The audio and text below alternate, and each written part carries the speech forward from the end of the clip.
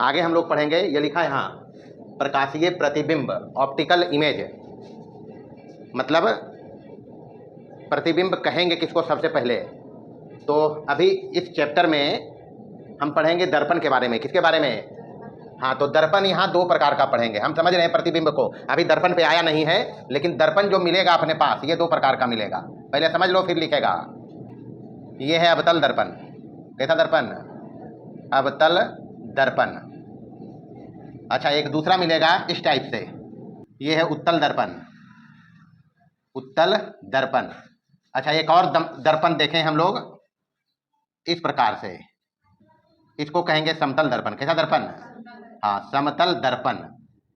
ये बाहर की तरफ जो है, बाहर की तरफ इधर अंदर से रंगा हुआ है, इधर से रंगा हुआ है, ऐसे ऐसे किया हुआ, मतलब कलरिंग है, इधर रंगा हुआ है, इधर रंगा हुआ है। ये जिधर नहीं रंगा हुआ है उधर बोलते हैं परावर्तक सतह। दर्पण परावर्तक सतह होता है। तो अवतल मतलब तल इसका नीचे की ओर, मतलब धंसा हुआ है, इसलिए इसमें अवतल लिखा है। अब मतलब होता है नीचे, तल मतलब धंसा हुआ, मतलब इसका तल अंदर की ओर धंसा हुआ है। इसका है नाम उत्तल, मतलब तल इसका बाहर की ओर उठा हुआ है, नहीं है?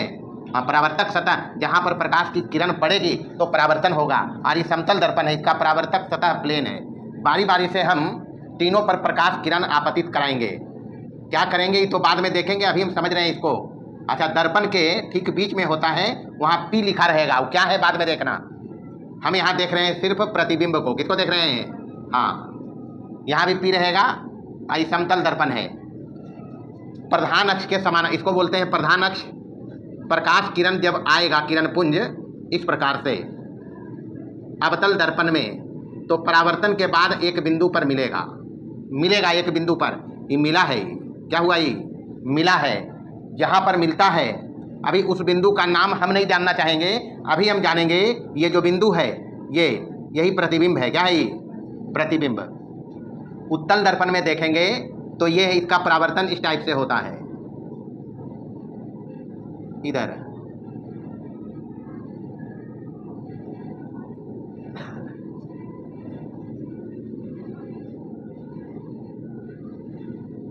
इसको बढ़ाएंगे अगर तो इधर आके ही मिलेगा, इधर। तो ये बिंदु है प्रतिबिंब। ये क्या है? हाँ, प्रतिबिंब का मतलब यही है जी। अब दोनों केस में एक जगह हम दिखाया है कि परावर्तन के बाद किरण एक जगह मिली है, इसको बोलते हैं अभिसरित होना। क्या होना? या संसरित होना। इसीलिए अवतल दर्पण को कहा जाता है अभिसारी दर्पण भी। कैसा दर्पण? हाँ, पूछता है 1 नंबर के सवाल में। और उत्तल दर्पण में यहाँ से लग रहा है कि यहाँ से प्रकाश किरण निकल रही है, तो यहाँ वास्तविक रूप से मिलाया है ये बिंदु। इसका नाम रखो आई, इसका नाम रखो आई।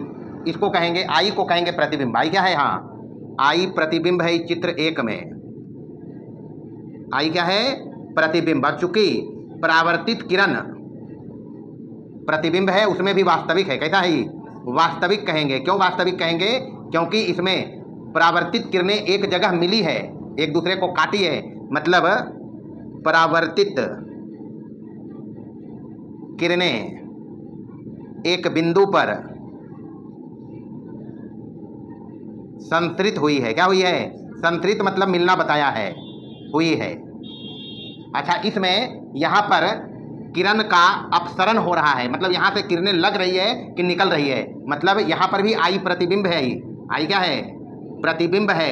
लेकिन यहाँ अपने एक दूसरे से नहीं मिला, हम पीछे की ओर जब बढ़ाया है परावर्तित किरण को तब मिला है, तो इसको कहेंगे काल्पनिक प्रतिबिंब। कैसा प्रतिबिंब? काल्पनिक। यह है वास्तविक प्रतिबिंब, यह है काल्पनिक प्रतिबिंब। यहाँ बिंदु आई से किरणें अपसरित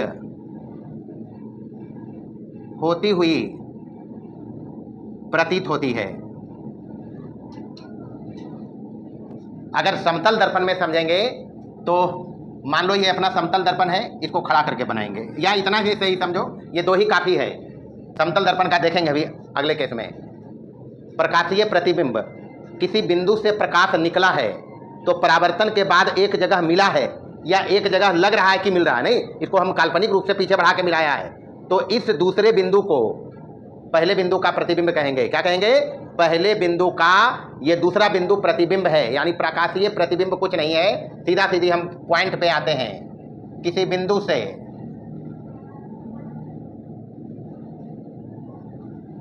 निकला किरण पुंज परावर्तन के बाद किसी दूसरे बिंदु पर संसृत, पहला लिखना वास्तविक प्रतिबिंब, पहला वास्तविक प्रतिबिंब,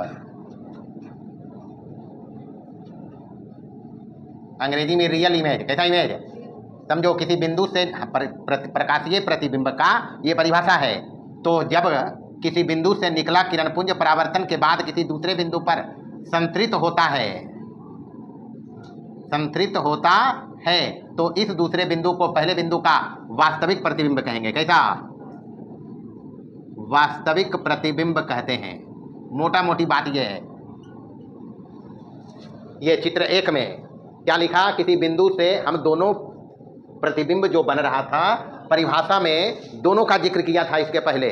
अपसृत इसमें हुआ है, मतलब काल्पनिक रूप से मिला है यहाँ पर, तो ये काल्पनिक प्रतिबिंब है। वास्तविक ई केस है। तो किसी बिंदु से निकला किरणपुंज परावर्तन के बाद किसी दूसरे बिंदु पर संसृत होता है, तो इस दूसरे बिंदु को पहले बिंदु का कैसा प्रतिबिंब कहेंगे?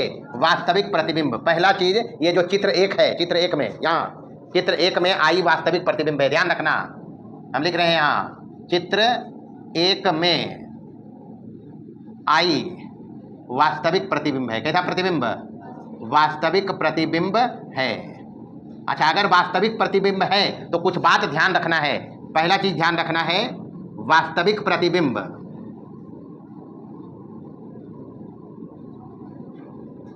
परावर्तित किरणों के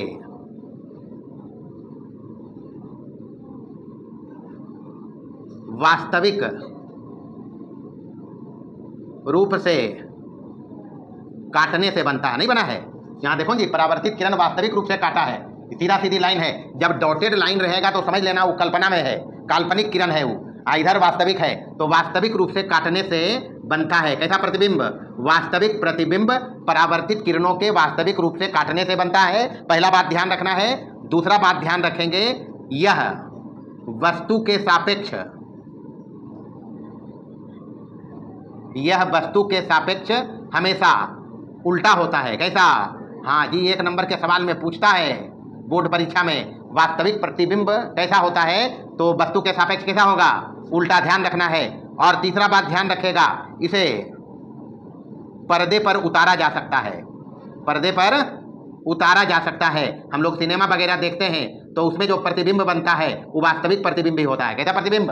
हाँ, पूछे अगर कि सिनेमा के पर्दे पर जो प्रतिबिंब हम लोग देखते हैं, नाचते कूदते मारपीट करते, वो वास्तविक प्रतिबिंब होता है। कैसा प्रतिबिंब? तो कहोगे कि तो सीधा देखते हैं, हम नहीं देखते, अदम यहाँ उल्टा देखनी है सिनेमा में, तो सीधा रहता। वो अपना इसका कमाल है, मस्तिष्क का कमाल है कि वास्तविक प्रतिबिंब जब बनता है तो फिगर तो हमारे आंख में भी उल्टा वास्तविक ही बनता है, लेकिन वो मस्तिष्क का अपना पावर है कि वो सीधा उसको दिखता है। मतलब जैसे वस्तु है, जैसे पेड़ हम लोग देख रहे हैं तो पेड़ सीधा देखते हैं, लेकिन रियल में हमारे आंख में रेटिना पर जो प्रतिबिंब बनता है वो बनता है वास्तविक, उल्टा होना चाहिए, लेकिन वो मस्तिष्क का अपना पावर है कि वस्तु को जैसा है वैसा ही हमको दिखाता है। तो ध्यान रखना है, वास्तविक प्रतिबिंब परावर्तित किरणों के वास्तविक रूप से काटने से बनता है।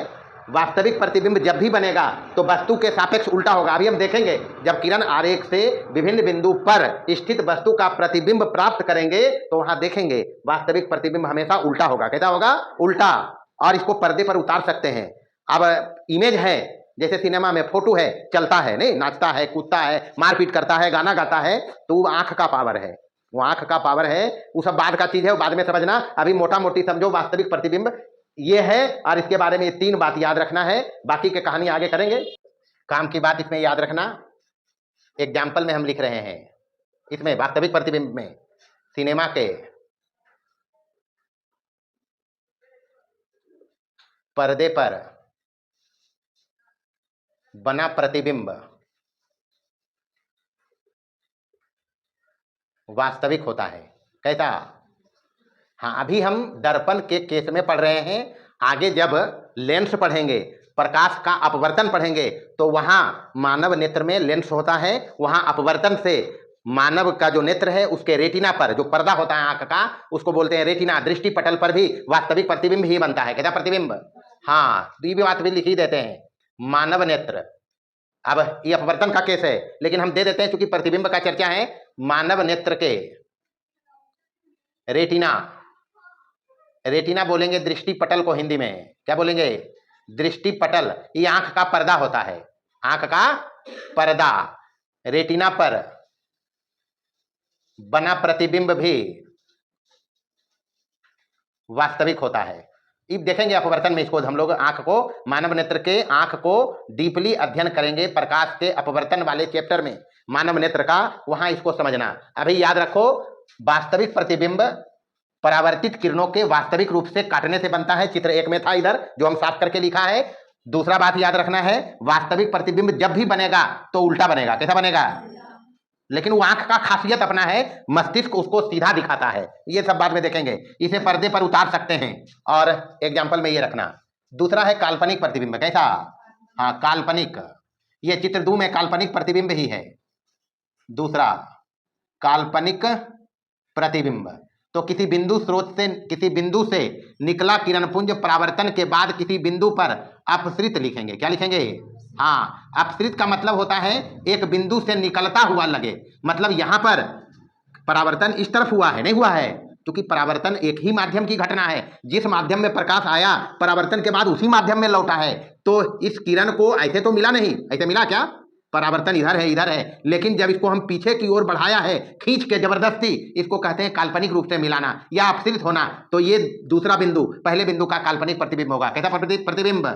काल्पनिक प्रतिबिंब होगा। तो ये तो हुआ काल्पनिक प्रतिबिंब का कहानी। चित्र 2 में आई जो है, ये चित्र 2 रख लो, चलो इसको क्या रख देते हैं? चित्र 2। ये काल्पनिक प्रतिबिंब यहां आई है।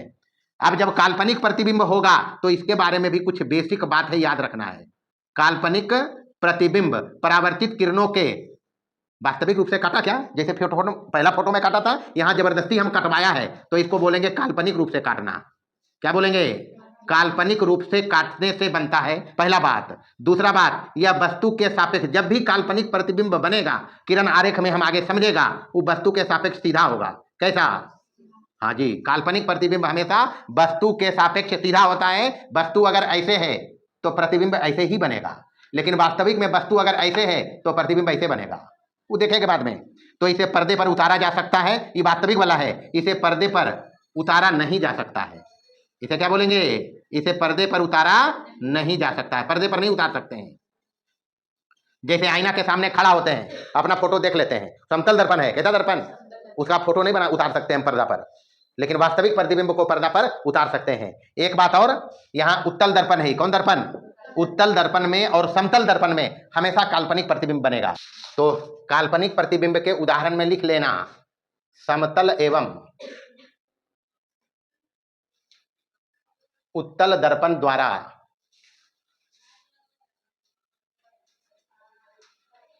हमेशा काल्पनिक प्रतिबिंब बनता है।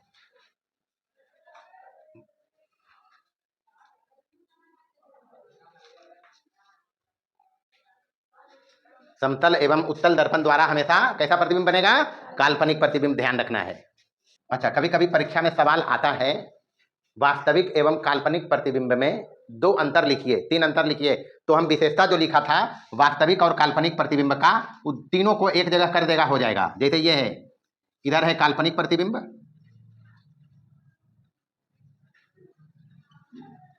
और इधर है वास्तविक प्रतिबिंब। जो हम बताया है सबको एक जगह कर दो। जैसे काल्पनिक प्रतिबिंब के बारे में ये लिखा था, वास्तविक प्रतिबिंब के बारे में क्या लिखा था? वास्तविक प्रतिबिंब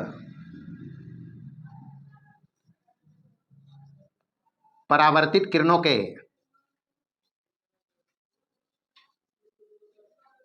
वास्तविक रूप से काटने से बनता है। यही लिखा जी, काटने से बनता है। यहां क्या लिखा? काल्पनिक प्रतिबिंब परावर्तित किरणों के काल्पनिक रूप से काटने से बनता है। तो एक अंतर तो हो गया, नहीं हुआ? अच्छा, दूसरा यहां लिखा यह वस्तु के सापेक्ष हमेशा सीधा होता है, तो इसके बारे में लिखा था यह वस्तु के सापेक्ष हमेशा उल्टा होता है, नहीं देखा? हमेशा उल्टा होता है। तीसरा क्या देखा था? इसको पर्दे पर नहीं उतार सकते हैं, इसको देखा था पर्दे पर उतारा जा सकता है, इसे पर्दे पर उतारा जा सकता है। तो ये हो गया वास्तविक और काल्पनिक प्रतिबिंब में अंतर। चलिए, समतल दर्पण से प्रतिबिंब का निर्माण। तो देखें यहां सबसे पहले किरण आरेख में देखो, ये समतल दर्पण है, पीछे ऐसे किया रहता है, समझना है पीछे रंगा रहता है।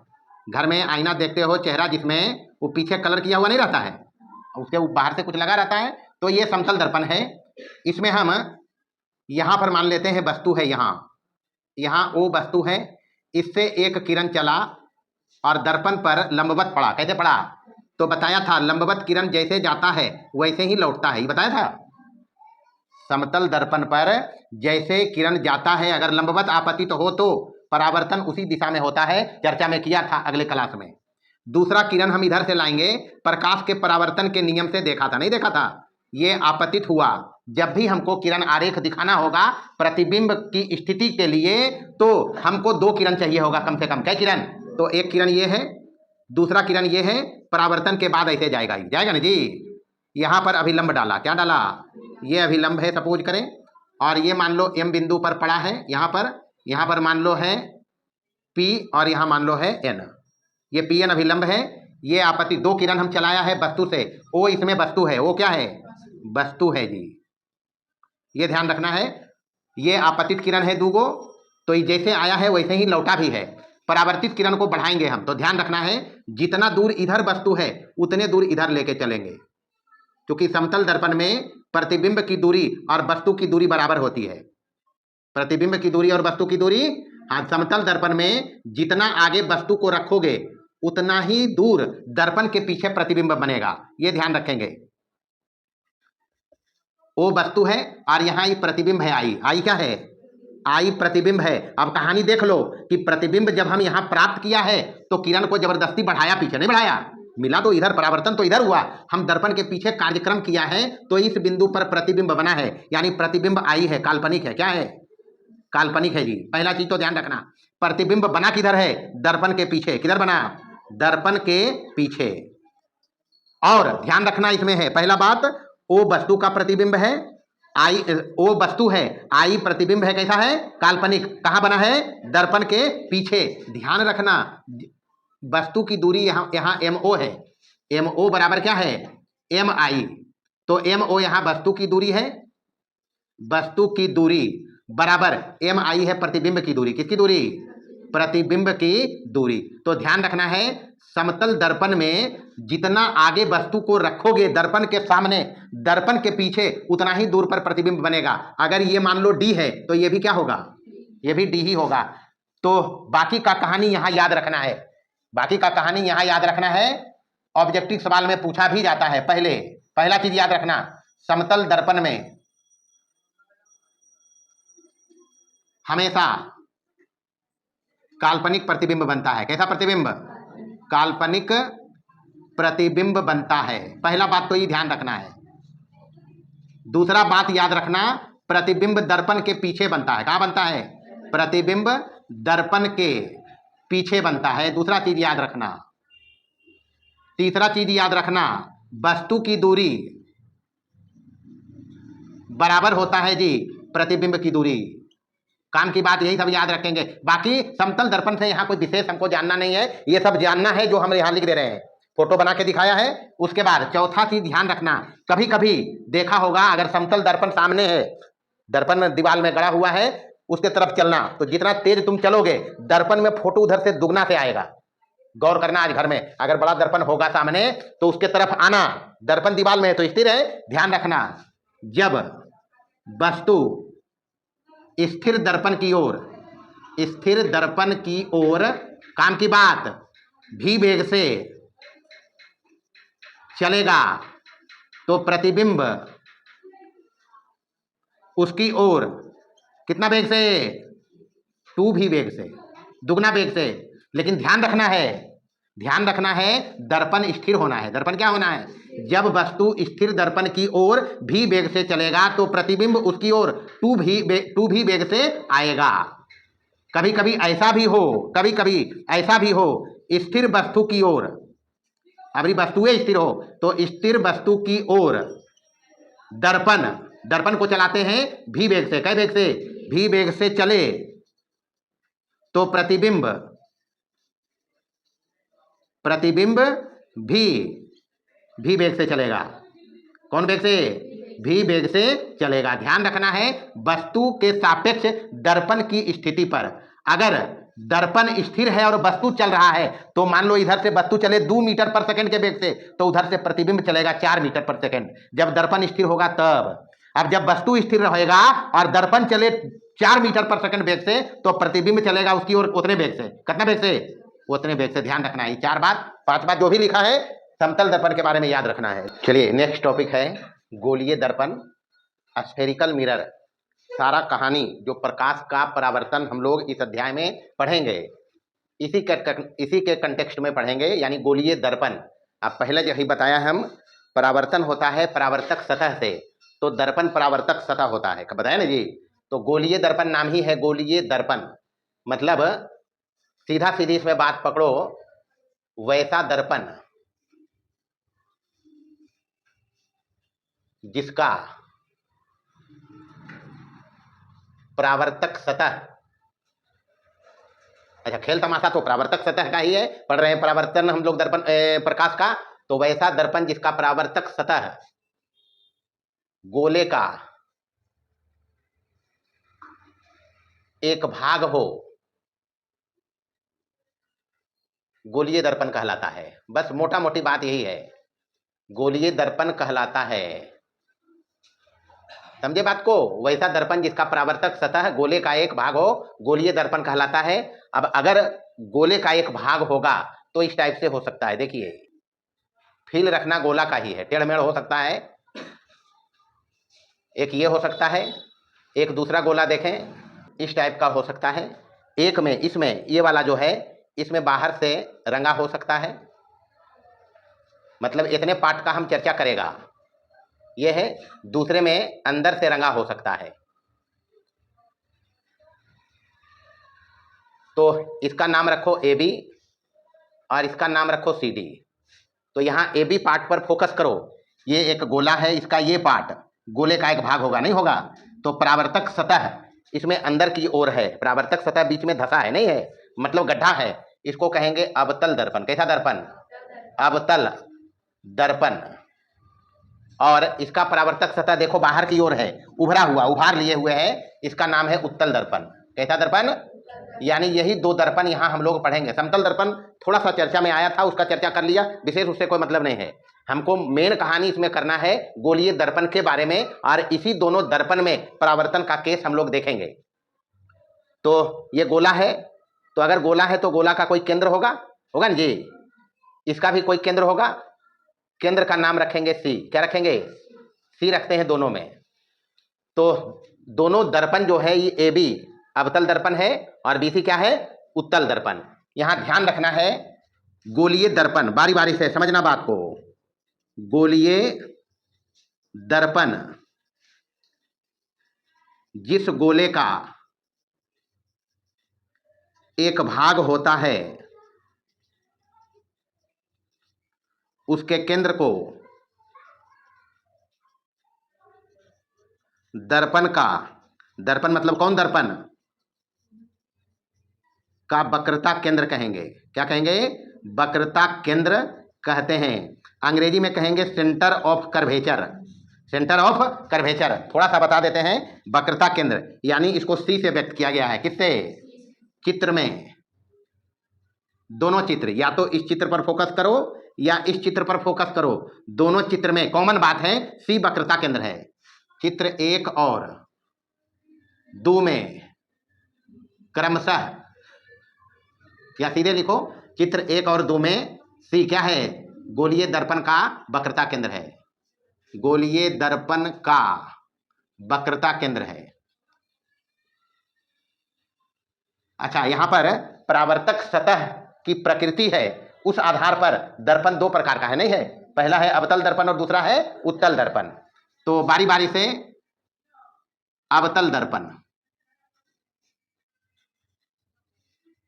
इसको अंग्रेजी में कहेंगे concave mirror. Concave mirror, concave mirror का मतलब हुआ वही मोटा मोटी जिसका तल धसा हो, या दूसरे तरह से अगर समझो इसको, तो इसमें देखिए परावर्तक सतह इधर इधर रंगा हुआ है, परावर्तक सतह इधर है, नहीं है? तो इसका परावर्तक सतह वक्रता केंद्र की ओर है। सबसे पहला बात पकड़ लेंगे इसको कि कौन सा दर्पण अवतल और उत्तल है। उसके दो तरीके हैं। पहला तरीका परावर्तक सतह देखकर, परावर्तक सतह जब धसा होगा तो उसको कहेंगे अवतल दर्पण। नाम ही है अवतल, मतलब तल जिसका धसा हो या नीचे की ओर हो। तो मोटा मोटी बात इसमें कहना, जिस गोलीय दर्पण का परावर्तक सतह अंदर की ओर धसा हो, क्या हो, या धसा हो, जो भी लिखो, धसा हो, अवतल दर्पण कहलाता है। अवतल दर्पण कहलाता है। दूसरे शब्दों में कह सकते हो, दूसरे शब्दों में क्या कहेंगे, जिसका परावर्तक सतह, मतलब जिधर से परावर्तन होगा। यहां देखें परावर्तन इधर से होगा, अभी हम देखेंगे किरण आरेख में, ये बाहर से कलर किया हुआ है तो परावर्तन इधर से होगा। तो परावर्तक सतह वक्रता केंद्र की ओर है। तो दूसरे शब्दों में जिसका परावर्तक सतह वक्रता केंद्र ब्रैकेट में सी की ओर हो, उसे अवतल दर्पण कहेंगे। कौन सा दर्पण? हाँ, बेस्ट बात यह है, अवतल दर्पण कहते हैं। दूसरा है उत्तल दर्पण। दूसरा क्या? बारी बारी से, पहले ये अवतल दर्पण है, दूसरा उत्तल दर्पण। उत्तल दर्पण को अंग्रेजी में कहेंगे कन्वेक्स मिरर। क्या कहेंगे? Convex mirror. अच्छा, दोनों बात से पकड़ो, इसका परावर्तक सतह उभरा हुआ है, उभार लिए हैं, जिधर से परावर्तन होगा उधर से वो हाथ जब दर्पण पर हम ऐसे चलाएंगे तो पता चल जाएगा। अगर धसा होगा तो गड्ढा लगेगा, नहीं लगेगा? और अगर ऊंचा लगेगा तो समझेंगे उत्तल दर्पण है। तो जिस गोलीय दर्पण का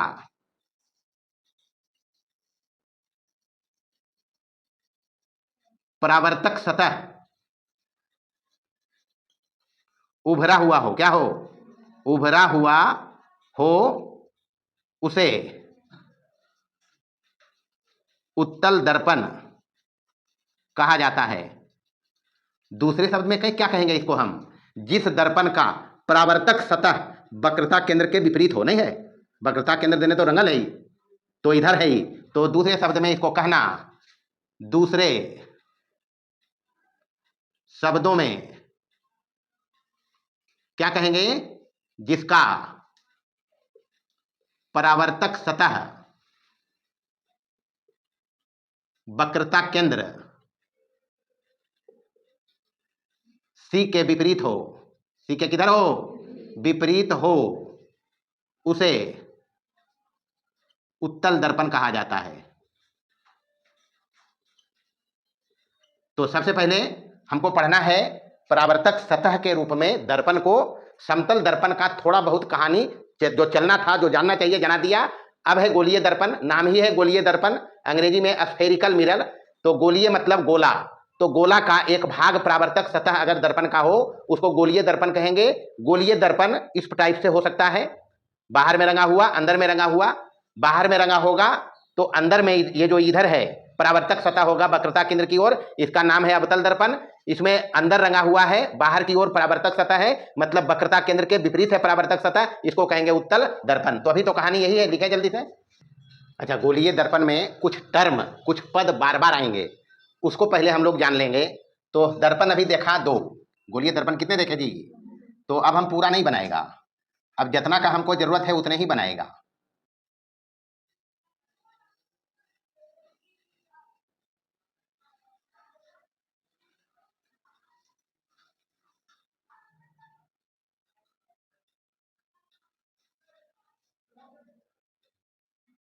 चलिए फटाक से नाम बताएंगे। ये ए बी और सी डी नहीं लिखें बल्कि इसको पी क्यू लिखते हैं, सी यहाँ आ गया, पी क्यू है। अच्छा ए बी कौन सा दर्पण लिखें? हाँ, सी से कहानी पकड़ लेना है, सी और परावर्तक सतह के आधार पर कहानी पकड़ लेगा। ये है अवतल दर्पण, और ये कौन सा दर्पण है? उत्तल दर्पण। अच्छा, अगर ये अवतल दर्पण है, ये उत्तल दर्पण है, तो ठीक इसके मिड पॉइंट, दर्पण का जो मध्य बिंदु होगा दोनों का, इसको दर्पण का ध्रुव कहेंगे। पी से लिखेंगे, कौची से? अभी आएंगे बारी बारी से। पी है, पी सी से होकर एक सरल रेखा गुजारेंगे। ये पी सी जो सरल रेखा है, ये है प्रधान अक्ष, इधर भी होगा। अच्छा, इसके बीच में यहां पर एक बिंदु होगा एफ। अब क्या है एफ, इस पर भी चर्चा करेगा हम। अभी हम दिखा रहे हैं ठीक बीच में है, पी और सी के बीच में। यह भी कहानी आगे चलेगा। यह है पहला चीज, तो ये देखा है, सी को देख लिया हम। सी मतलब क्या है? गोलीय दर्पण का वक्रता केंद्र, यही ना जी। गोलीय दर्पण भले अवतल हो या उत्तल हो, सी गोलीय दर्पण का वक्रता केंद्र है। कहेंगे क्या हम इसको? जिस गोले का भाग ही गोलीय दर्पण होगा, भले अवतल हो या उत्तल हो, उसी का केंद्र दर्पण का वक्रता केंद्र है। ये तो पकड़ लिया ना जी, गोलीय दर्पण का वक्रता केंद्र। चलिए पी, पी को कहेंगे दर्पण का ध्रुव। क्या कहेंगे? दर्पण का ध्रुव। अंग्रेजी में पोल कहते हैं इसको। क्या कहते हैं? इसलिए इसका इनिशियल लेटर पी आया है। दर्पण का ध्रुव है जो दर्पण का मध्य बिंदु है, ठीक बीच में। दो चीज समझ लिया।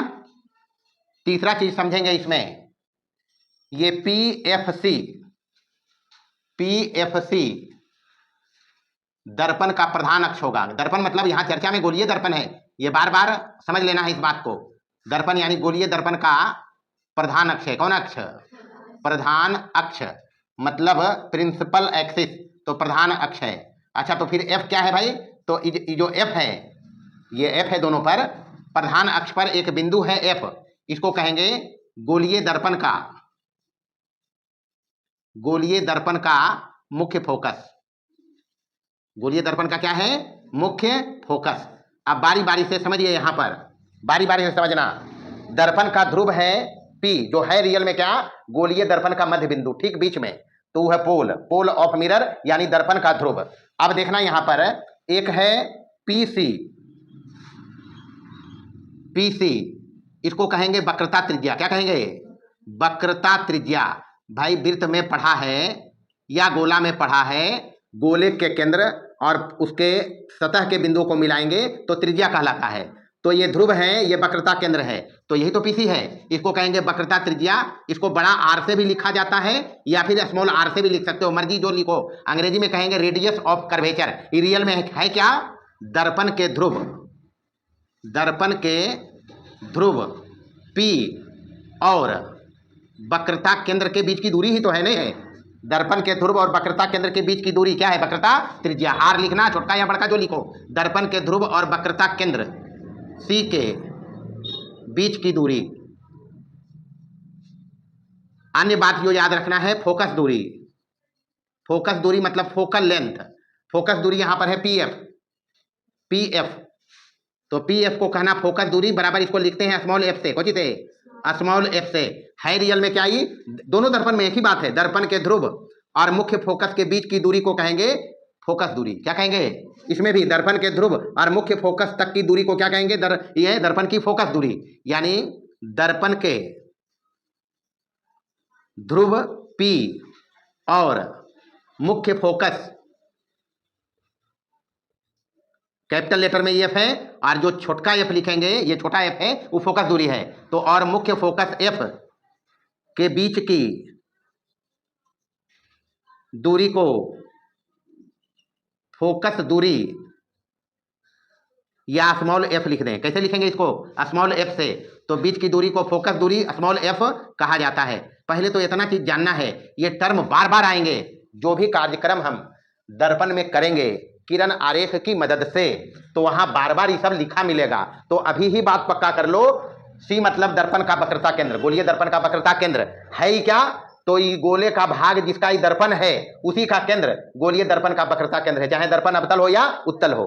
पी मतलब दर्पण का मध्य बिंदु, दर्पण का मध्य बिंदु ठीक बीच में जो पड़ेगा उसको कहेंगे दर्पण का ध्रुव, पी से लिखेंगे। अच्छा, पी और सी से होकर सरल रेखा जो खींचेंगे उसका नाम है दर्पण का प्रधान अक्ष, गोलीय दर्पण का प्रधान अक्ष। नाम लिखा पीएफसी, कैपिटल लेटर में एफ है तो गोलीय दर्पण का मुख्य फोकस है, गोलीय दर्पण का। अभी आते इस पर किसको कहेंगे हम मुख्य फोकस, अभी जान लो ईएफ मुख्य फोकस है। उसके बाद पीसी, पीसी मतलब दर्पण के ध्रुव और वक्रता केंद्र के बीच की दूरी, दोनों में दर्पण के ध्रुव और वक्रता केंद्र के बीच की दूरी, इसको कहेंगे वक्रता त्रिज्या, रेडियस ऑफ कर्वेचर। और इसको लिखेंगे बड़का आर या छोटा आर, जिससे भी लिखा जाए डजंट मैटर, वो रेडियस ऑफ कर्वेचर है, वक्रता त्रिज्या है। अच्छा, दर्पण के ध्रुव और वक्रता केंद्र सी के बीच की दूरी ही रियल में क्या है, वक्रता त्रिज्या। उसके बाद है फोकस दूरी, फोकस दूरी मतलब दर्पण के ध्रुव से मुख्य फोकस तक की दूरी को क्या कहेंगे, फोकस दूरी। लिखना इसको स्मॉल एफ से है, कहां से।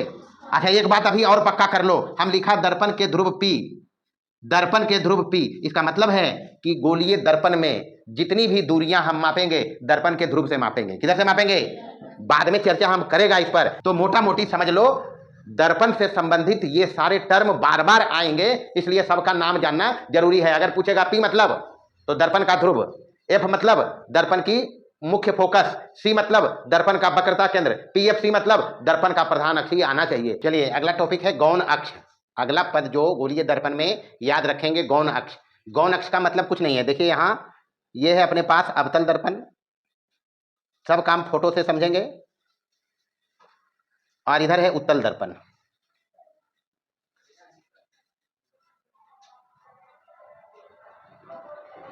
ये है अवतल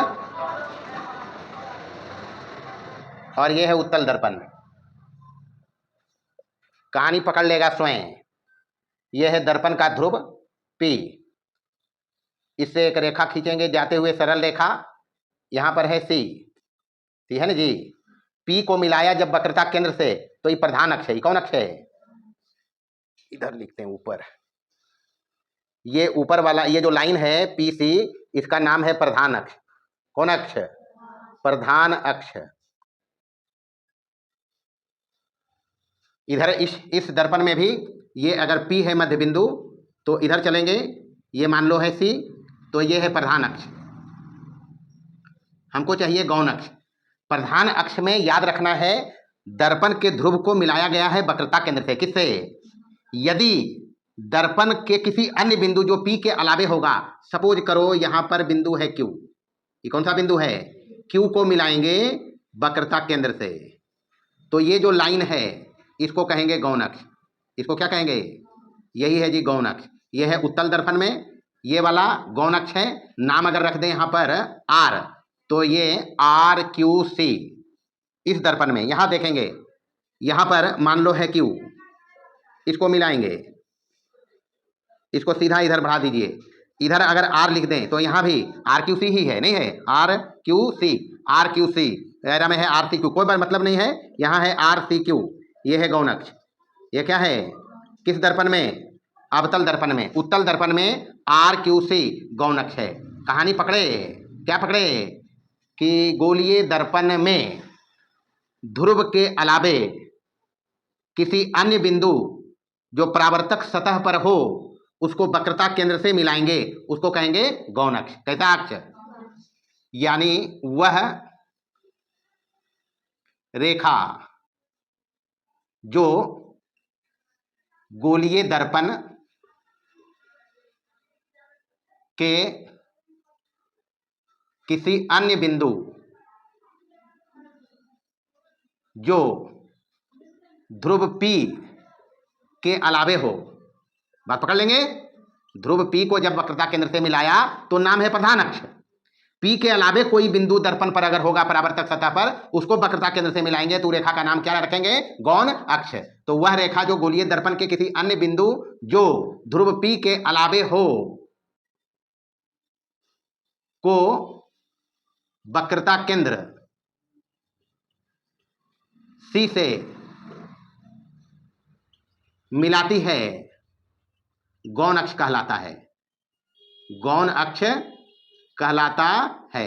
और बाकी चित्र में इधर लिख ही दिया है, इस दर्पण में RCQ गौण अक्ष है। इस दर्पण में आर की उसी क्या है, गौणक है। चलिए अगला टॉपिक है नई कार्तीय चिन्ह परिपाटी। कार्तीय मतलब नियामक ज्यामिति वाला। नियामक ज्यामिति में नियामक अक्ष पढ़ा है, उसी को कार्तीय अक्ष भी कहें, कहे नहीं जी। तो ये जो हॉरिजॉन्टल लाइन है, क्षैतिज रेखा, इसको कहते हैं एक्स अक्ष। नियामक ज्यामिति में इसको कहते हैं वाई अक्ष, यही तो बोलते हैं। अच्छा, इसको कहा था मूल बिंदु, क्या कहा था? अच्छा, इस मूल बिंदु से ही सब कार्यक्रम हम किया था।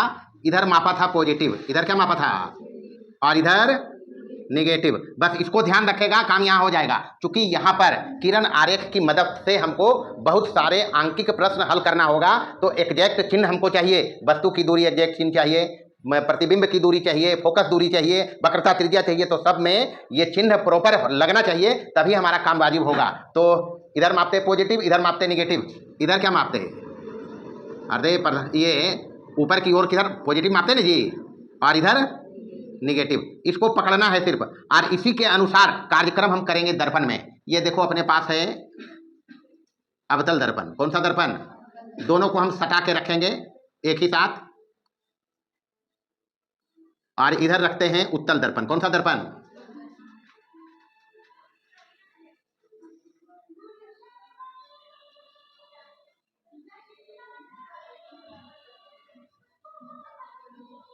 ये हो गया P। ये क्या हुआ, यहां जो काम नियामक अक्ष में मूल बिंदु करता है O, वो काम यहां P करेगा। कौन करेगा?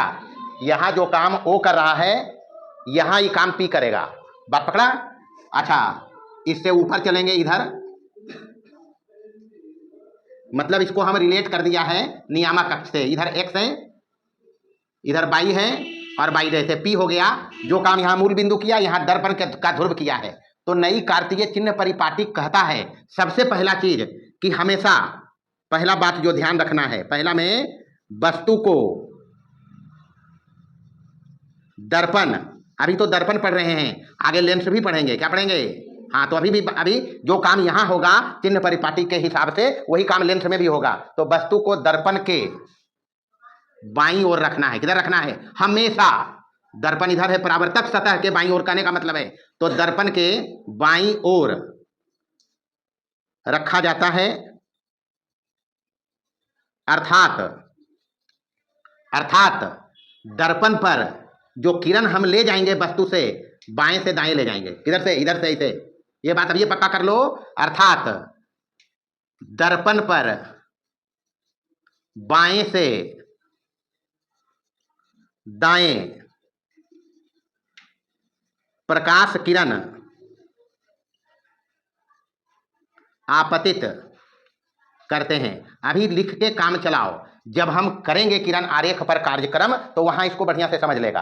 पहला काम ये चिन्ह परिपाटी कहता है कि वस्तु को हमेशा दर्पण के बाईं ओर, मतलब परावर्तक सतह के बाईं ओर रखना है। भले अवतल दर्पण हो या उत्तल दर्पण हो, हमेशा वस्तु को किधर रखना है? बायां। इधर हुआ ना जी, बायां ओर। मतलब प्रकाश किरण वस्तु से चले तो बाएं से दाएं चले, बाएं से दाएं चले। पहला बात ही ध्यान रखना है। दूसरा बात जो इसमें प्रमुखता से ध्यान रखेंगे, सभी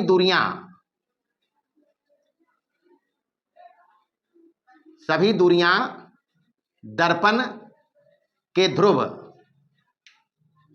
लेंस में प्रकाशीय केंद्र रहेगा। लेंस में क्या रहेगा? प्रकाशीय केंद्र।